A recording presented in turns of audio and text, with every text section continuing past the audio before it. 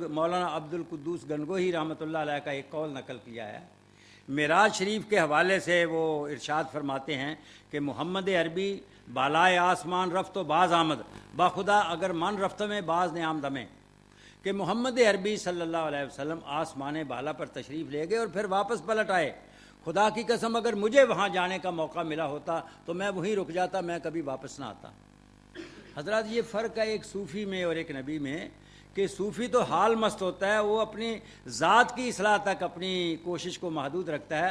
اگر اس کی ذاتی اصلاح ہو جائے، اگر اس کا باطن صحیح ہو جائے تو وہ سمجھتا ہے جی ٹھیک ہے، مجھے جو کچھ کرنا تھا میں نے کر لیا ہے، میں اب کامیاب انسان ہوں۔ وہ حال مست ہوتا ہے، اپنی ذات تک اپنی کوشش کو محدود۔ لیکن نبی کا غم تو غم زمانہ ہوتا ہے۔ نبی کو تو جو چیزیں ملتی ہیں، جو کچھ اسے حاصل ہوتا ہے، وہ اپنی امت کے درمیان تقسیم کرتا ہے۔ نبی پاک صلی اللہ علیہ وسلم آسمان بالا پر گئے، وہاں ان کو بہت کچھ ملا، دعائیں ملی، ہدایات ملے، تحفے ملے، ہدیے ملے، جو کچھ بھی اللہ تعالیٰ کی طرف سے ان کو نعمتیں ملی، نبی ہونے کی حیثیت سے ان کا یہ کام تھا، اور انہوں نے یہ کام کیا کہ واپس آئے اور وہ ساری چیزیں امت کے درمیان تقسیم کر دی۔ تو حضرات میں عرض یہ کر رہا تھا کہ یہ فرق ہے ایک نبی میں اور ایک صوفی میں، اور جو ابھی میں نے جو گزارشات آپ کے سامنے رکھی اس میں میں نے آپ کے سامنے یہ بات آپ کو سمجھائی ہے کہ بھئی نیک بنو اور نیکی پھیلاؤ، یہ ہمارے دین کا سلوگن ہے، یہ ہمارے دین کا خلاصہ ہے۔ دونوں چیزوں کے اوپر سائملٹینیسلی عمل کرنا چاہیے۔ اب اگر کسی آدمی کو دعوت کی علمبرداری کی توفیق نصیب ہو جائے تو اسے یہ کام کیسے کرنا چاہیے؟ پہلی بات یہ کہ اسے بالحکمہ، کہ اس کو حکمت کے ساتھ کام کرنا۔ حکمت کا مطلب وہ اعلیٰ درجے کی مومنانہ اجتہادی بصیرت ہے جس کے نتیجے میں آدمی کے اندر غلط اور صحیح کے درمیان فرق کرنے کی، امتیاز کرنے کی صلاحیت پیدا ہو جاتی ہے۔ قوت فیصلہ، دانائی، دانش، بصیرت، فراست، اس کا نام حکمت ہے۔ اور حکمت کے جو موٹی موٹی باتیں ہیں وہ میں آپ کے سامنے رکھنے کی کوشش کرتا ہوں۔ سب سے پہلی بات یہ ہے کہ پورے دین کی دعوت دینی چاہیے۔ ہمارا دین ایک نظام زندگی ہے، ہمارے دین میں دین اور دنیا کی کوئی تفریق نہیں ہے، رہبانیت کی تعلیم نہیں ہے، ترک دنیا کی تعلیم نہیں ہے، نفس کشی کی تعلیم نہیں ہے۔ ہمارا دین زندگی کے ہر معاملے کے بارے میں گفتگو کرتا ہے، بحث کرتا ہے۔ تو لہٰذا دین کو ایک نظام زندگی، ایک ضابطہ حیات کی حیثیت سے لوگوں کے سامنے پیش کرنا چاہیے۔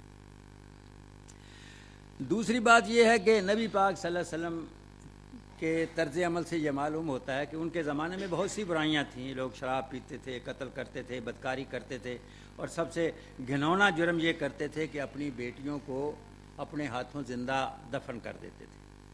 لیکن نبی پاک صلی اللہ علیہ وسلم نے ان میں سے کسی مسئلے کو بھی ایشو نہیں بنایا۔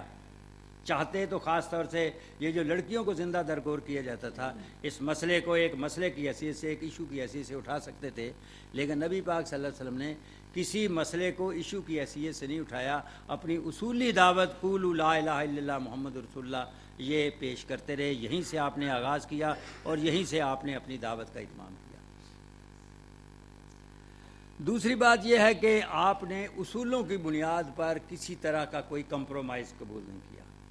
مختلف سفارتیں آپ کے پاس آئیں، بہت سی پیشکشیں آپ کو کی گئیں، دنیا جہان کی جو چیزیں جو ایک انسان دوسرے انسان کو آفر کر سکتا ہے وہ نبی پاک صلی اللہ علیہ وسلم کو آفر ہوئیں، لیکن آپ نے اپنی اصولی دعوت سے سرے منہ بھی پیچھے ہٹنا قبول نہیں کیا۔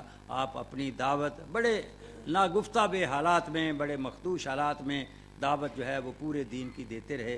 تو لہٰذا کوئی ایسا کمپرومائز بندے کو نہیں کرنا چاہیے جس میں وہ اپنی دعوت کے اندر کوئی رد و بدل کر رہا ہو۔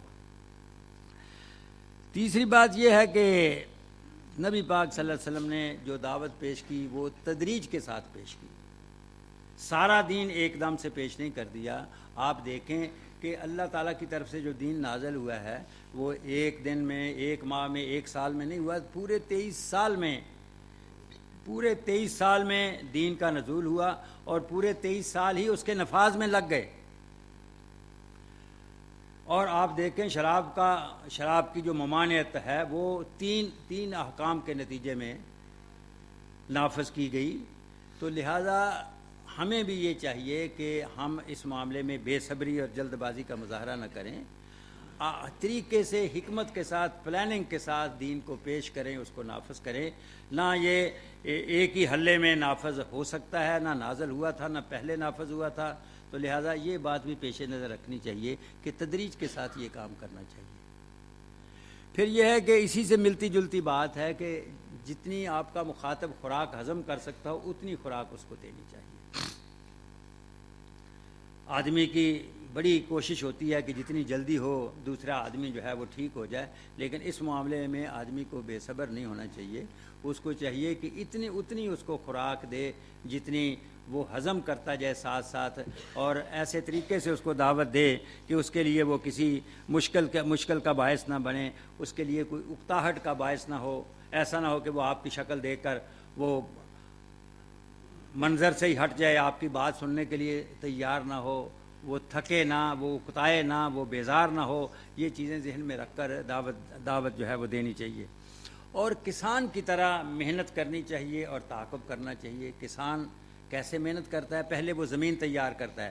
ایسے ہی وہ چھٹا نہیں لگاتا جاتا کہ پھینک دیا، آج یہاں بیج پھینکا، کل وہاں پھینکا، پرسوں وہاں پھینکا. نہیں، جس جگہ وہ بیج ڈالتا ہے، بیج ڈالنے سے پہلے وہ زمین تیار کرتا ہے، پھر بیج ڈالتا ہے، پھر مسلسل توجہ کرتا ہے کب پانی دینا ہے، کب گوڑی کرنی ہے، کب کھاد ڈالنی ہے، کب جھاڑ جھنکار سے اس کی صفائی کرنی ہے، کیڑوں مکوڑوں سے یا اندرونی بیرونی آفتوں سے زمین کو بچانا ہے.